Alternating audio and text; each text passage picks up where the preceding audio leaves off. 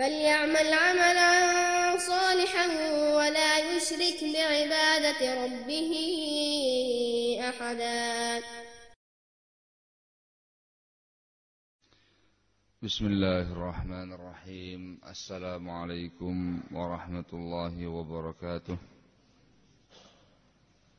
إن الحمد لله نحمده ونستعينه ونستغفره ونعوذ بالله من شرور أنفسنا ومن سيئات أعمالنا. من يهده الله فلا مضل له ومن يضلل فلا هادي له. وأشهد أن لا إله إلا الله وحده لا شريك له وأشهد أن محمدا عبده ورسوله. يا أيها الذين آمنوا اتقوا الله حق تقاته ولا تموتن إلا وأنتم مسلمون. يا أيها الناس اتقوا ربكم الذي خلقكم من نفس واحدة وخلق منها زوجها وبث منهما رجالا كثيرا ونساء. واتقوا الله الذي تساءلون به والأرحام إن الله كان عليكم رقيبا. يا أيها الذين آمنوا اتقوا الله وقولوا قولا سديدا يصلح لكم أعمالكم ويغفر لكم ذنوبكم. ومن يطع الله ورسوله فقد فاز فوزا عظيما. أما بعد فإن أصدق الحديث كتاب الله وخير الهدي هدي محمد صلى الله عليه وعلى آله وسلم وشر الأمور محدثاتها فإن كل محدثة بدعة وكل بدعة ضلالة وكل ضلالة في النار. أيها الناس, kaum muslimin rahimakumullah. Pada kesempatan subuh hari ini kita akan mengkaji satu ayat yang Allah sebutkan dalam Al-Quranul Karim, tepatnya di dalam surat Al-Mulk. Ayat yang kedua, Allah subhanahu wa ta'ala berfirman, Alladzi khalaqal mauta wal hayata liyabluwakum ayyukum ahsanu amala wa huwal azizul ghafur. Allah subhanahu wa ta'ala adalah zat yang menciptakan kematian dan kehidupan untuk menguji kalian. Siapa di antara kalian yang paling bagus amalannya? Allah zat yang maha perkasa lagi maha mengampuni dosa. Dalam ayat ini kaum muslimin rahimakumullah, Allah subhanahu wa ta'ala mengingatkan kita tentang al-maut wal hayah, tentang masalah kematian, tentang masalah kehidupan. Ini perkara yang akan dirasakan, perkara akan menimpa masing-masing insan yang ada di muka bumi ini. Mereka hidup, mereka juga bakal mati nantinya. Ini semuanya adalah makhluknya Allah Azza wa Jalla. Kehidupan, kematian, dan orang-orang yang hidup, orang-orang yang mati, ini semuanya adalah makhluknya Allah subhanahu wa ta'ala. Dan Allah tabaraka wa ta'ala mengatakan dalam ayat ini merupakan inti daripada pembahasan ayat ini, ialah liyabluwakum ayyukum ahsanu amala, untuk menguji kalian siapa di antara kalian yang paling bagus amalannya. Kaum muslimin rahimakumullah, masing-masing kita sebagai muslim secara khusus tentu sudah memaklumi bahwasanya Allah Azza wa Jalla menciptakan kita di muka bumi ini untuk beribadah kepadanya. Allah mengatakan dalam firman-Nya, "Wa ma khalaqtul jinna wal insa illa liya'budun." Aku tidak menciptakan jin dan manusia melainkan supaya mereka beribadah kepada Aku.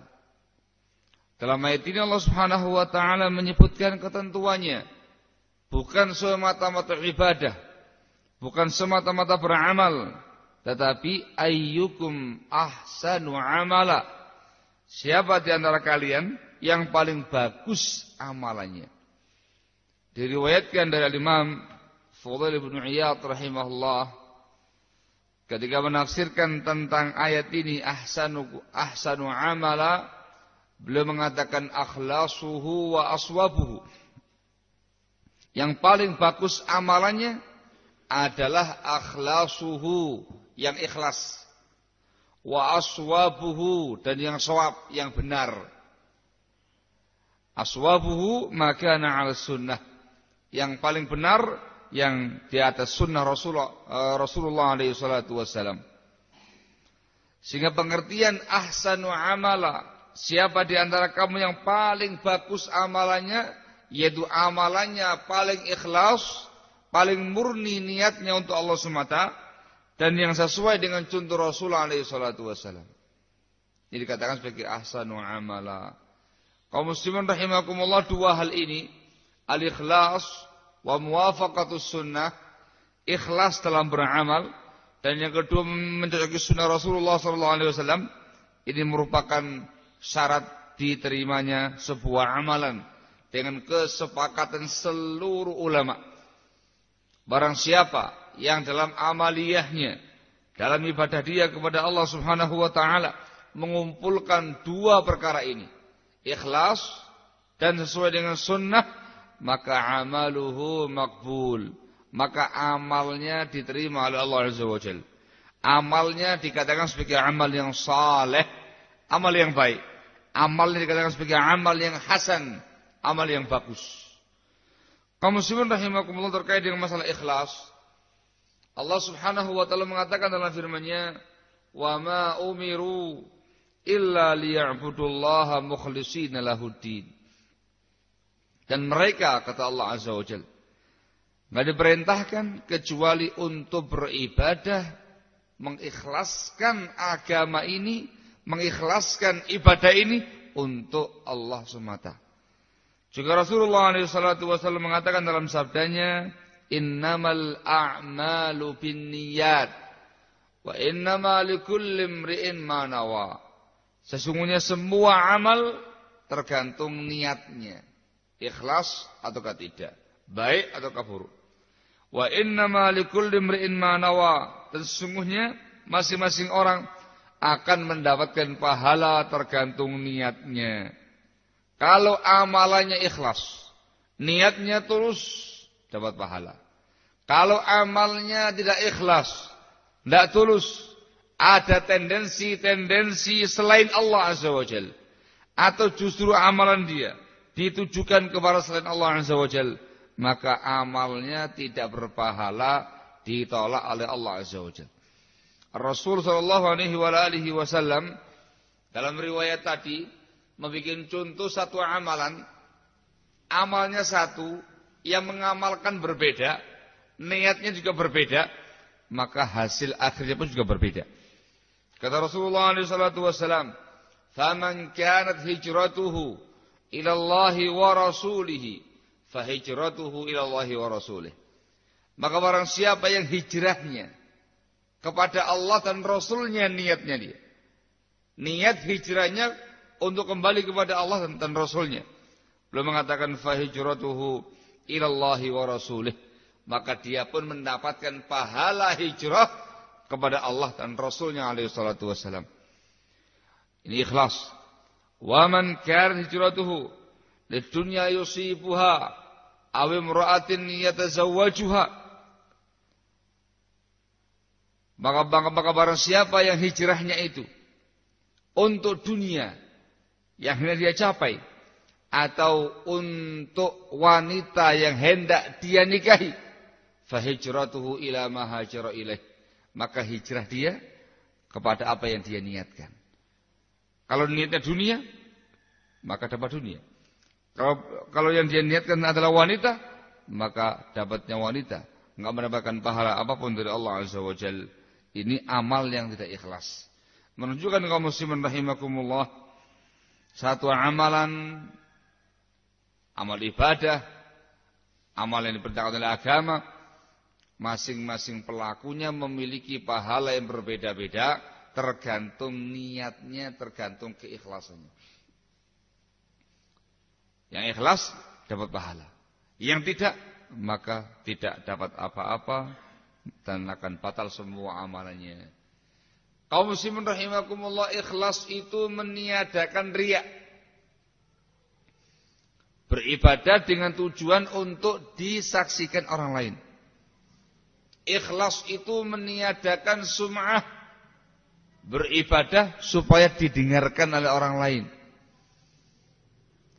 Ikhlas itu meniadakan tendensi-tendensi duniawi dalam ibadah.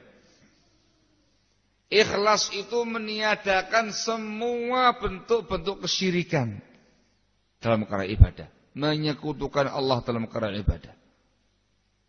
Barakallahu fikum. Itu ikhlas. Dia betul-betul mempersembahkan ibadah ini untuk Allah semata. Dan dalam ibadahnya betul-betul tulus untuk Allah semata. Bukan karena yang lain-lainnya. Maka barang siapa yang dalam ibadahnya ada unsur syirik, menyekutukan ibadah dia, amal-amalan dia kepada Allah dan juga untuk selain Allah, maka tertolak dan batal semuanya. Allah mengatakan dalam firman-Nya, "La in asyrakta la yahbatanna 'amaluk wa la takunanna minal khasirin." Kalau engkau wahai Nabi alaihi salatu wasallam berbuat kesyirikan, kalau engkau wahai Nabi syirik, akan batal, akan hapus semua amal kamu dan kamu tergolong orang-orang yang merugi. Itu Rasul. Kalau seandainya syirik, batal semua yang ada. Apalagi selain beliau alaihi salatu wassalam. Allah mengatakan dalam ayat yang lainnya lagi, "Wa in asyraku walau asyraku la habita anhum ma kanu ya'malun." Kalau seandainya mereka para anbiya wal mursalin itu melakukan tindakan syirik, maka akan hapus, akan sirna semua amal-amal mereka yang mereka kerjakan itu. Itu ayat terkait dengan masalah para anbiya wal mursalin, para nabi saja, para rasul saja, apabila mereka terjatuh dalam kesyirikan kepada Allah dalam perkara ibadah, maka semua amalnya akan sirna, akan hancur. Apalagi yang selain mereka. Barakallahu fikum. Ikhlas. Ini yang pertama. Dan yang kedua, kaum muslimin rahimakumullah, harus muwafaqatus sunnah. Sesuai dengan bimbingan Rasul alaihi salatu wassalam. Ar-Rasul mengatakan dalam sebuah sabdanya dalam Sahih Muslim yang datang dari Aisyah radhiyallahu taala anha, Rasulullah alaihi salatu wasallam mengatakan, "Man 'amila 'amalan laisa 'alaihi amruna fahuwa raddun." Barang siapa yang beramal dengan sebuah amalan dengan tanpa contoh dari kami, dengan tanpa bimbingan dari kami, maka dia tertolak. Raddun, tertolak amalannya, tertolak atas pelakunya. Maka harus sesuai dengan contoh Rasul alaihi salatu wassalam. Allah mengatakan dalam firman-Nya, "Laqad kana lakum fi Rasulillahi uswatun hasanah." Dan sungguh telah ada pada Rasulullah SAW untuk kalian wahai kaum muslimin uswatun hasanah, contoh yang baik, tauladan yang bagus. Berkewajiban kita semua kaum muslimin rahimakumullah untuk meneladani Rasul dalam semua aspek kehidupan kita, terutama dalam bab ibadah kita kepada Allah. Harus dengan contoh Rasul. Disebutkan oleh para ulama kita kaum muslimin rahimakumullah, dalam perkara ibadah kita harus mencontoh Rasul dalam hal tempat. Tempat ibadah yang kita lakukan sesuai dengan contoh Rasul. Dalam hal waktu, waktu pelaksanaannya cocok dengan sunnah Rasul. Terkait dengan kaifiyah, tata caranya, tata cara mengamalkannya sesuai dengan sunnah. Yang keempat terkait dengan bilangannya, jumlahnya harus sama. Terkait dengan masalah al-qadr, ukurannya, takarannya harus sama. Dan terkait dengan jenis ibadahnya pun juga harus sama. Ini semuanya harus sesuai dengan contoh Rasulullah alaihi salatu wassalam. Barang siapa yang beramal ibadah di sebuah tempat tertentu yang tidak ada contoh Rasul, maka tertolak. Barang siapa yang mengamalkan sebuah amal ibadah di waktu tertentu, tidak ada contoh Rasul padanya, tertolak. Barang siapa yang mengamalkan amal tertentu dengan kaifiyah tertentu yang tidak ada contoh Rasul, maka tertolak. Juga terkait dengan masalah bilangannya, juga terkait dengan masalah ukur dan takarannya, juga terkait dengan masalah jenisnya. Maka semuanya harus sesuai dengan contoh Rasulullah SAW. Maka dari sini kaum muslimin rahimakumullah, dalam bab ibadah, dalam bab amal, tidak boleh melakukan inovasi. Dalam artian sesuai dengan hasrat kita pribadi, atau sesuai dengan akal pribadi, atau sesuai dengan anggapan baik pribadi, atau terkait dengan adat kita pribadi. Tidak boleh. Semua itu telah tauqif, telah dijelaskan dan datang dalam nas Quran dan Al-Hadits. Yang ada contohnya, amalkan. Yang tidak ada, jangan diamalkan sebab akan tertolak. Man amila amalan laisa alaihi amruna fahuwa raddun. Kaum muslimin rahimakumullah. Terkait dengan masalah amal yang paling bagus tadi, yang paling ikhlas, yang paling sesuai dengan sunnah Rasul sallallahu alaihi wasallam. Umat manusia atau kaum muslimin terbagi menjadi banyak pihak, banyak kelompok, banyak golongan. Yang pertama ialah kaum muslimin yang ikhlas dalam beramal dan sesuai dengan contoh Rasul amalannya. Mereka lah orang-orang yang dikatakan ahlul ibadah, orang yang saleh, orang yang betul-betul amalnya makbul, diterima oleh Allah Subhanahu wa taala. Ikhlasnya ada dan juga mutaba'atul Rasulnya ada. Ini yang paling afdal, yang paling mulia dari semua yang ada. Yang kedua, seseorang yang amaliyahnya la ikhlas wala mutaba'ah. Ikhlas tidak ada, dalam artian niatannya niatan yang lain, tidak tulus untuk Allah Azza wa Jal, ada riyaknya, ada sum'ahnya, ada tendensi duniawi dan yang lain sebagainya. Di saat yang sama amaliyahnya tidak sesuai dengan contoh Rasulullah SAW. Ini ditolak mentah-mentah. Pelakunya orang yang paling jelek di muka bumi ini. Tidak ada keikhlasan dan tidak ada contoh Rasul sallallahu alaihi wasallam. Dan yang ketiga ialah seseorang yang kehilangan ikhlas dalam amalnya. Artinya perbuatan dia, amalan dia betul-betul dia cocokkan, dia sesuaikan dengan sunnah Rasulullah sallallahu alaihi wasallam. Tempat, waktu, kaifiyah, jumlah, takaran, ukuran, jenis dan segala macamnya dia cocokkan dengan sunnah Rasul. Tapi amalan dia masih ada unsur-unsur tidak ikhlasnya. Amalan dia masih banyak riyaknya. Kepingin dilihat oleh orang, kepingin disanjung, dipuja-puji oleh orang, kepingin didengarkan oleh orang, bahkan mungkin amaliyahnya ditujukan untuk selain Allah Azza wa Jalla.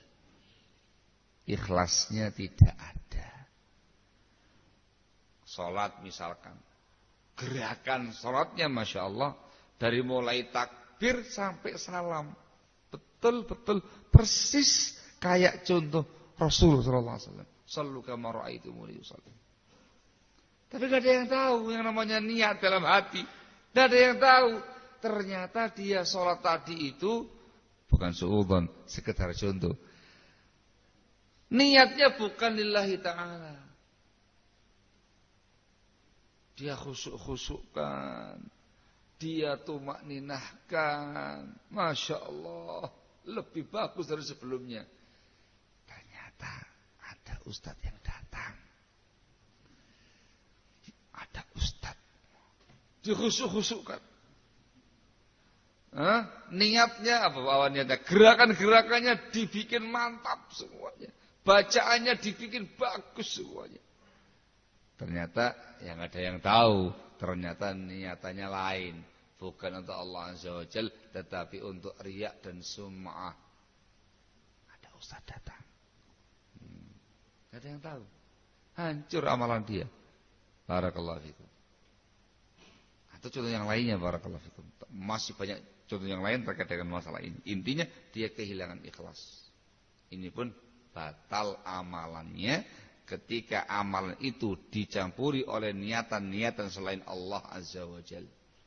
Barakallahu fikum. Ada lagi yang keempat. Seseorang yang kehilangan mutaba'ah dalam amalnya. Niatnya ikhlas lillahi ta'ala. Mempeng, sungguh-sungguh.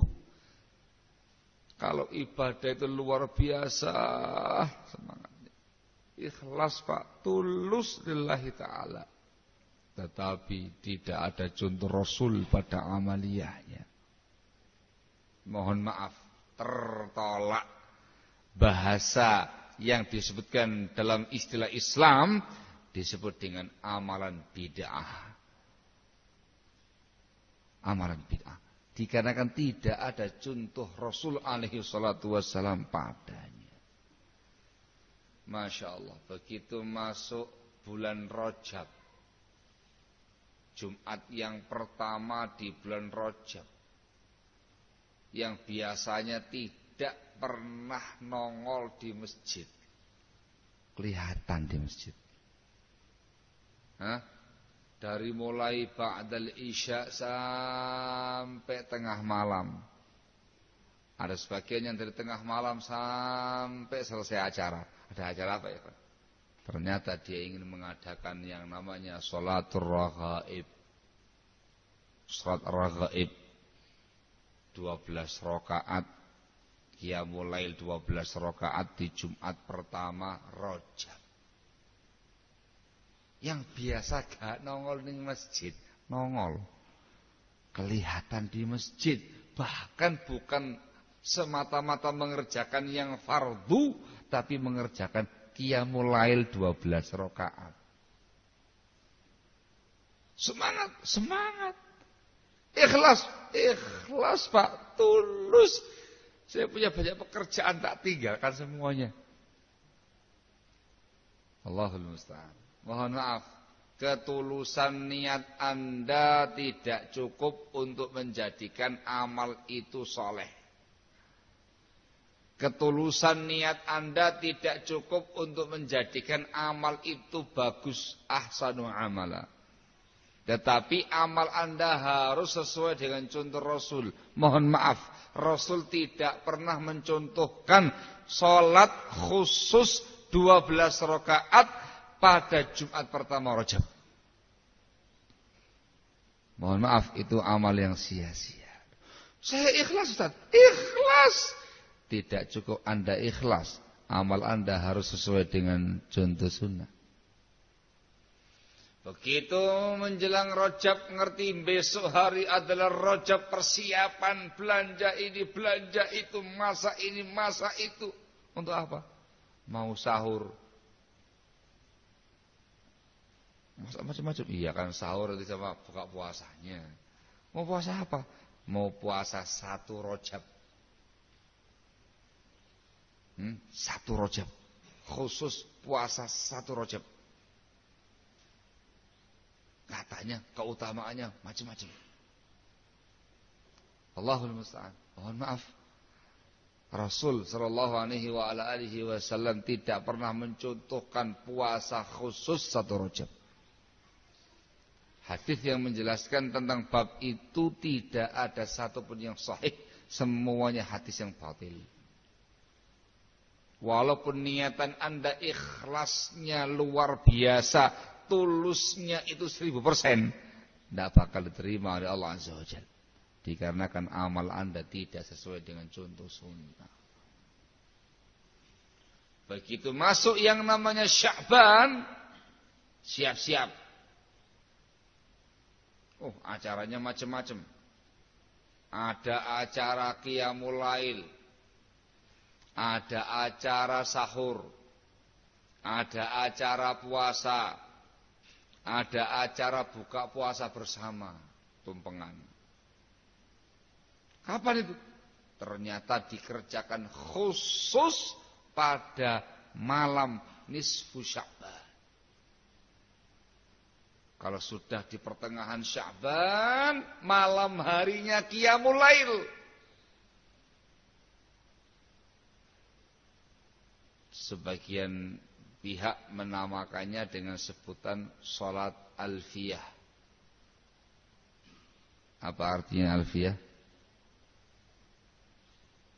Apa artinya alfiyah? 1000. Alaf 1000. Bayangannya antum berapa rakaat? 1000 rakaat. 1000 rakaat.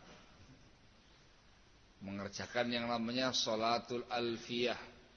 Alfiyah itu 1000, tapi yang mereka maukan adalah mengerjakan 100 rakaat dimulai dari awal malam sampai selesai. Khusus pada saat itu malam nisfu Sya'ban. Ketika waktu sahur datang, sahur beramai-ramai. Ngapain? Puasa khusus tanggal 15 Sya'ban. Jadi malam harinya meleam, mengerjakan sholat 100 rakaat sholatul alfiyah, paginya mengerjakan ibadah puasa sunnah nisfu Sya'ban. Begitu datang maghribnya, acara buka puasa bersama tumpengan. Ada yang bikin apem, ada yang bikin apa atau apa, masakan apa dan segala macamnya untuk memperingati nisfu Sya'ban. Mohon maaf, walaupun niatan Anda ikhlasnya itu sampai 1.000.000%, tidak bakal diterima oleh Allah Azza wa Jalla. Rasulullah SAW tidak pernah mencontohkan satu kali pun amalan khusus qiyamul lail malam nisfu Sya'ban, apalagi dengan jumlah harus 100 rakaat. Juga tidak pernah Rasul mencontohkan puasa khusus nisfu Sya'ban, tidak pernah. Semua riwayat-riwayat yang membicarakan bab ini dihukumi palsu oleh para ulama kita. Tidak ada yang sahih. Sehingga walaupun niatan Anda ikhlas, tulus, yang tidak pernah bangun malam, yang tidak pernah qiyamul lail, yang tidak pernah nongol ke masjid, rela mengerjakan 100 rakaat. Wallahu a'lam berapa menit sekali itu selesai. Ikhlas. Walaupun Anda ikhlas tidak cukup, amal itu dikatakan soleh, dikatakan ayyukum ahsanu amala, tidak semata-mata ikhlas, tetapi harus ada contoh Rasulullah alaihi salatu wassalam. Barakallahu fikum. Muspro. Barakallahu fikum. Ini orang yang kehilangan mutaba'ah, sehingga amalnya senantiasa sia-sia. Sudah capek-capek, sudah ikhlas-ikhlas, sudah tulus-tulus, ternyata ditolak. Dikarenakan tidak ada contoh Rasulullah SAW. Man amila amalan laisa alaihi amruna fahuwa raddun. Barang siapa yang beramal dengan suatu amalan dengan tambah contoh dari kami, maka dia pun tertolak. Tertolak amalannya, tertolak pula pelakunya, bahkan pelakunya mendapatkan dosa dikarenakan dia terjatuh dalam penyimpangan amal dan sesuai dengan contoh Rasulullah SAW. Dari 4 tadi tidak ada pilihan yang enak. Semuanya enggak enak kecuali 1. Yang kedua enggak ada ikhlas, enggak ada mutaba'ah, paling jelek. Yang kedua enggak ada ikhlas, syirik. Yang kedua enggak ada mutaba'ah, bid'ah. Enggak ada yang enak. Maka semua amal kita tanpa terkecuali wajib dan harus ada ikhlas dan harus ada contoh Rasul alaihi salatu wassalam. Inilah barakallahu fikum perjuangan kita dalam kehidupan dunia ini. Tidak semata-mata beramal, tidak semata-mata beribadah, tetapi harus ibadah yang hasan, ibadah yang saleh, ikhlas dan sesuai dengan contoh Rasulullah alaihi salatu wassalam. Itulah yang akan diterima oleh Allah Subhanahu wa taala. Dan kaum muslimin rahimakumullah, Allah Subhanahu wa taala mengkaitkan amal yang hasan, amal yang saleh dengan al-maut wal hayah, dengan kematian dan kehidupan kita. Artinya dalam semua masa-masa kehidupan kita ini nanti di dunia ini, semua amaliyah kita, semua perbuatan kita harus ikhlas dan harus sesuai dengan contoh Rasul alaihi salatu wassalam sampai kita mati nanti. Barang siapa yang mendapatkannya, istiqomah di atasnya, mereka lah orang berbahagia yang betul-betul telah melaksanakan ubudiyah dia, penghambaan dia, ibadah dia kepada Allah Subhanahu wa taala. Mudah-mudahan Allah Subhanahu wa taala menganugerahkan kepada kita semua keikhlasan dalam beramal dan berupaya mencocoki sunnah Rasul dalam beramal. Itu kuncinya adalah ilmu syar'i, bimbingan ilmu agama Allah Azza wa Jalla, mengkaji Al-Quran, mengkaji sunnah Rasul alaihi salatu wassalam dengan pemahaman para sahabat, para tabi'in dan para tabi'in. Amin ya rabbal alamin. Saya cukup sekian. Wassalamualaikum warahmatullahi wabarakatuh.